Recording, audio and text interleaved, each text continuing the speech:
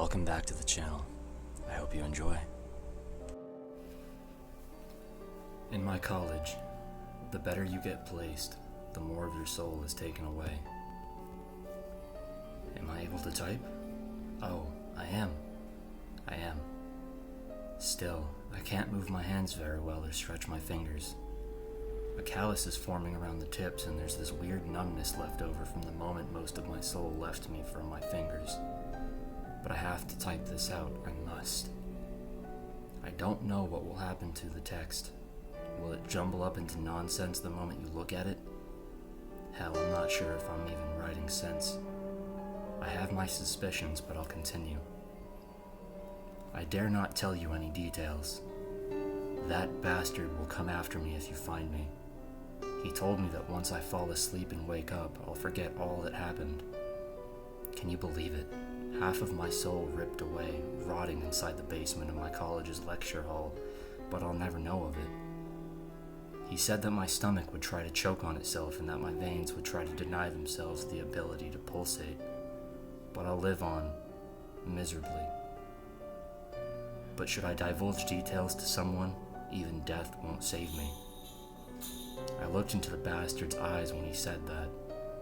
I believe him, so I'll be frugal with my information, but I'll warn you. If not for myself, then for my mama's belief in good. I joined my college 3 years back. You would have heard of it. It's a pretty famous one that prides itself on providing an equal future for its students. Coming from a piss-poor family, it was heaven. I was getting opportunities I could never dreamt of in my wildest dreams. I imagined a future where I was making buttloads of dollars. One where my mama was content. I took extra courses, extracted recommendations, got the perfect grade, everything you can imagine. I did it all with neither a word of despair nor a want of sympathy. But for what? All the while, I used to notice their graduating batches and returning alumni. The not-so-good performing ones were a bit flushed and said, yes, but the well-performing ones looked horrible. Not so much in appearances, but in the look of their eyes. The eyes looked like the skin a snake has just before it decides to shed it. All papery, with no substance inside. For 3 years, I chalked it up to their lack of perseverance and hunger. 3 hours back, though, I realized a disturbing truth. These people lack a complete soul. Tonight was the main event, the placement interview. Not any normal one, mind you, but for a senior position at a gigantic white shoe banking firm, the likes of which are extremely rare. It was scheduled in a small classroom in the lecture hall complex. As the interview progressed, an eerie dread grew inside me. By the time I was offered the role, I was sweating profusely. I sent Mama the good news.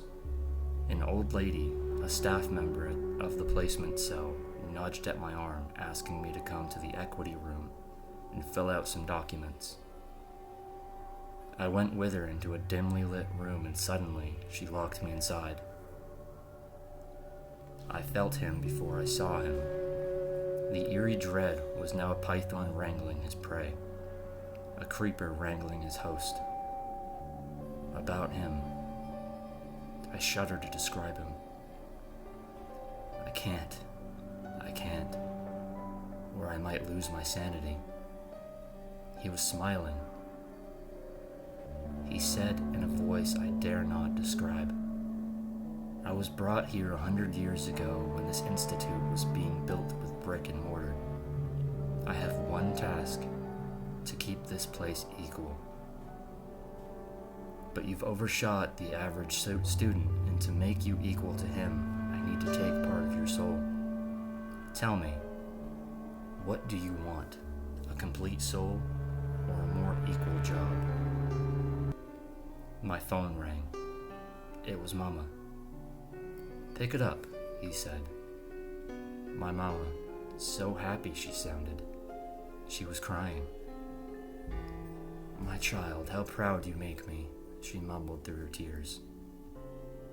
He started speaking to me again. Not speaking even.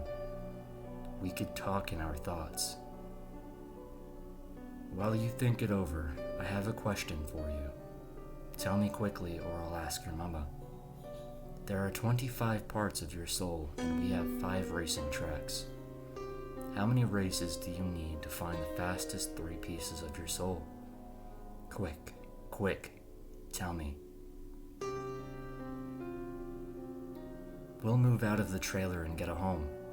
A big one, my child. In one of those flashy cars, won't we? My mama was saying. He looked at me and a shudder passed through me. The question was easy enough. We'll race 5 pieces of my soul at a time. So that will be 5 races.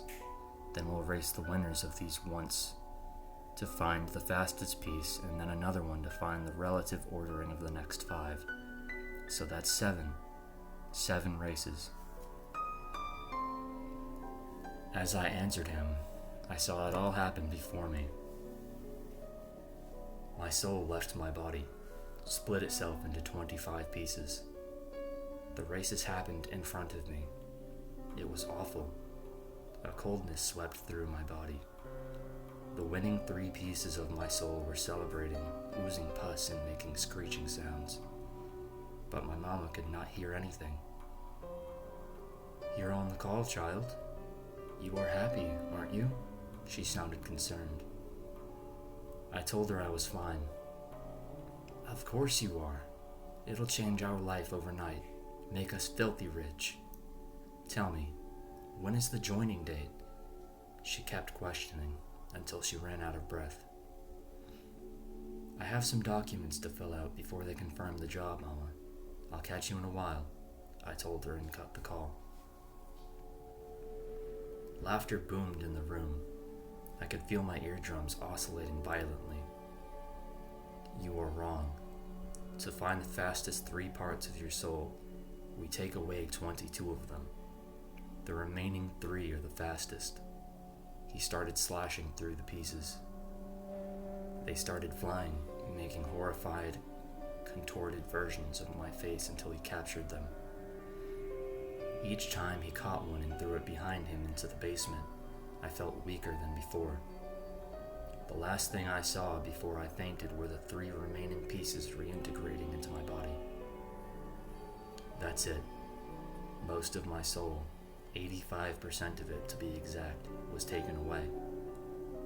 It is horrific.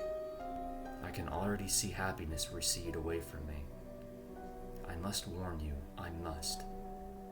Don't go to these crazy-ass huge colleges and work your ass off. Be average. It might save you. But don't do badly, because the more you drag down the average, the more an above-average student will be tormented. Heed my advice, or be ready for your soul to be taken away.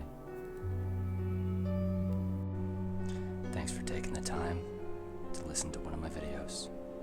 I'll catch you in the next one. Ciao.